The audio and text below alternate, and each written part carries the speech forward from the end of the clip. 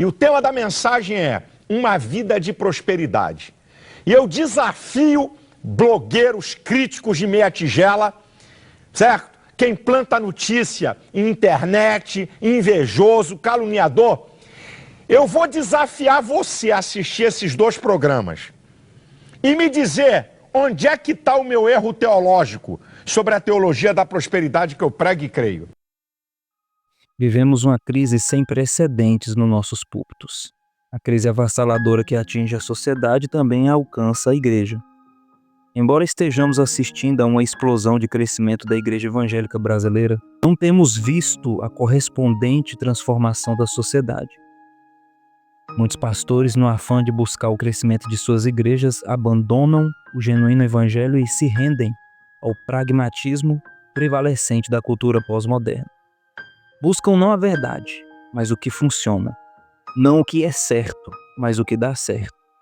Pregam para agradar os ouvidos e não para levar aos ouvintes ao arrependimento. Pregam o que eles querem ouvir e não o que eles precisam ouvir. Pregam outro evangelho, um evangelho antropocêntrico de curas, milagres e prosperidade, e não o evangelho da cruz de Cristo. Pregam não todo o conselho de Deus, mas as doutrinas engendradas pelos homens. Pregam não as escrituras, mas as revelações de seu próprio coração. O resultado desse semi-evangelho é que muitos pastores e pregadores passam a fazer do púlpito um balcão de negócios. Quem você Deus falou assim para mim? Mateus. Teu nome é Mateus? Não? Você conhece Mateus? Não? Então abre Mateus capítulo 1, versículo 23. Toquei nele e Deus falou Mateus. Teu nome é Mateus? Não é Mateus. Por que Deus falou Mateus? Falam-se no topo de uma teocracia absolutista e rejeitam ser questionados. Exigem de seus fiéis uma obediência subserviente e cega. O resultado é que o povo de Deus perece por falta de conhecimento e de padrões. A crise teológica e doutrinária deságua na crise moral. Nessa perda de referências, muitos líderes têm caído nas armadilhas insidiosas do sexo, do poder e do dinheiro.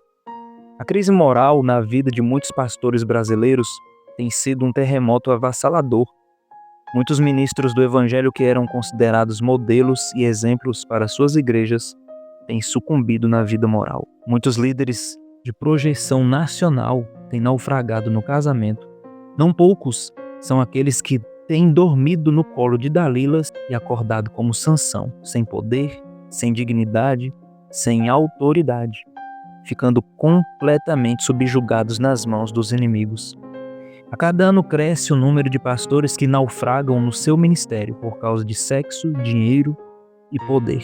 É assustador o número de pastores que estão no ministério, subindo ao púlpito a cada domingo, exortando o povo de Deus à santidade, combatendo tenazmente o pecado e ao mesmo tempo vivendo uma duplicidade, uma mentira dentro de casa, sendo maridos insensíveis, infiéis, pais autocráticos e sem nenhuma doçura com os filhos. Há muitas esposas de pastores vivendo o drama de ter um marido exemplar no púlpito e um homem intolerante dentro de casa.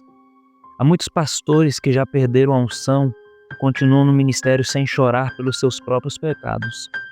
Não são poucos aqueles que, em vez de alimentar o rebanho de Cristo, têm apacentado a si mesmo.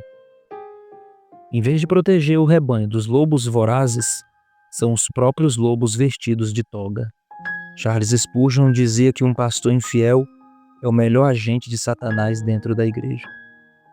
O número de pastores e líderes que estão abandonando o lar, renegando os votos firmados no altar, divorciando-se por motivos banais, permitidos por Deus e casando-se novamente, é estonteante. Esta perda de referencial é como um atentado terrorista contra a Igreja de Deus nos dias atuais. Ela produz perdas irreparáveis, sofrimento indescritível, choro inconsolável e feridas incuráveis. O pior é que o nome de Deus é blasfemado entre os incrédulos por causa desses escândalos. A classe pastoral está em crise. Crise vocacional, crise familiar, crise teológica, crise espiritual. Quando os líderes estão em crise, a igreja também está. A igreja reflete os seus líderes. Não existem líderes neutros. Eles são uma bênção ou um entrave para o crescimento da igreja. A crise pastoral é refletida diretamente no púlpito.